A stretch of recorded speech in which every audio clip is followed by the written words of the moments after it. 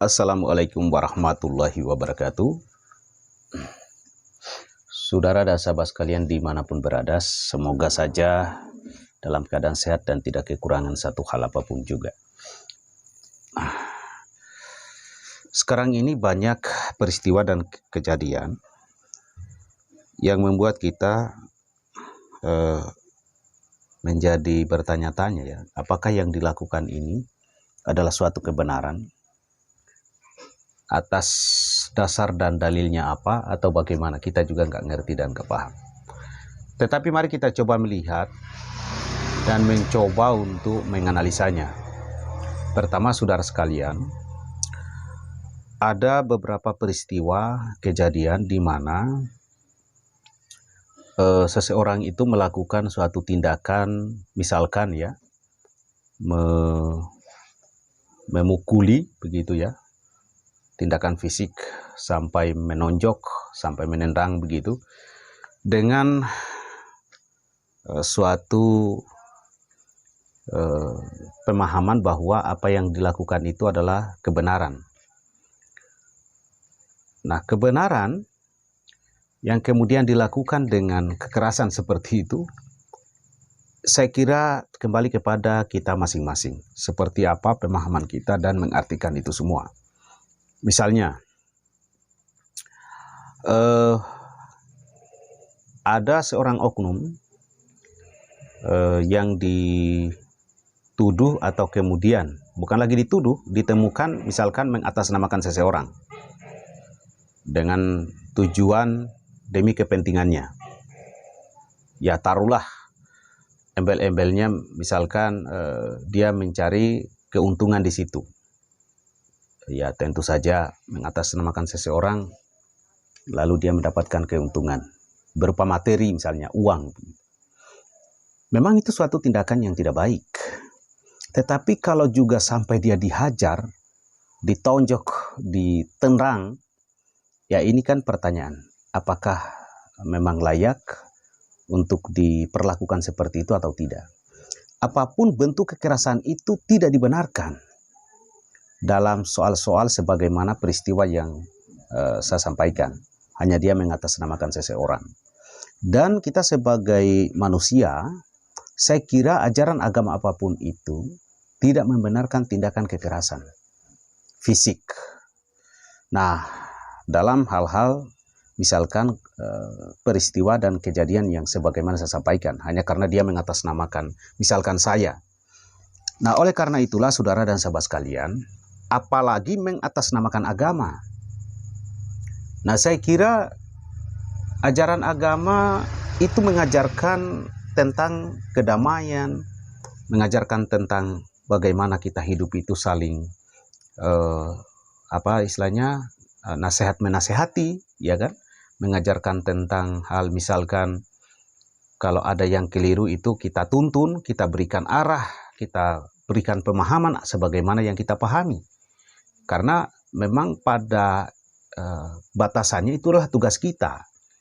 Nah, selebihnya itu menjadi proses dia, bagaimana dia menjalani kehidupan ini. Yang penting tugas kita sudah selesai, mengingatkan, menyampaikan pikiran, pandangan kita dengan tujuan untuk kebaikan. Nah, hati-hati, jangan sampai tanpa kita menyadari, kita telah menjadi manusia api. Manusia yang ternyata di dalam jiwa diri kita itu bukan menjadikan kita lebih tenang, tapi justru tanpa sadar kita telah membakar diri kita. Pelan dan pasti. Nah, maka harus kita kenali sifat-sifat api itu seperti apa. Sifat api itu merasa paling benar, kemudian ingin menyeragamkan, lalu ada keakuan di sana, ada kesombongan, lalu kemudian tanpa kita sadari kita telah masuk kepada suatu ruang yang bukan ruang kita lagi. Ya bisa saja kita nggak tahu batasan itu karena api itu begitu. Api kalau sudah menyala, membakar apapun yang ada di dekat-dekat dia, dan dia akan menyeragamkan begitu. Jadi dia nggak tahu batasan, dia menyala, membakar semua yang ada di situ. Itu sifat api. Artinya, jangan sampai kita mengatasnamakan agama, lalu kita sampai sudah pada posisi menyatakan bahwa kalau ikut saya, misalkan kalau ikut si ini, maka kau akan masuk surga. Surga dan neraka itu urusan atau hak prerogatif Allah, kan begitu. Jadi kira-kira kita sebagai hamba, kalau kita masuk kepada hak prerogatif Allah, atau itu adalah hak kuasa mutlak dari Allah Subhanahu wa Ta'ala, apakah kita itu nggak menjadi bagian yang kira-kira keliru begitu ya? Nah, ini hal-hal yang sederhana saja, tetapi patut untuk menjadi renungan kita bersama. Nah, oleh sebab itu saudara dan sahabat sekalian, hati-hati jangan sampai kita menjadi manusia api. Api itu akal pikiran yang kemudian hanya menggunakan akal pikiran dalam segala hal tanpa melibatkan lagi rasa diri terdalam.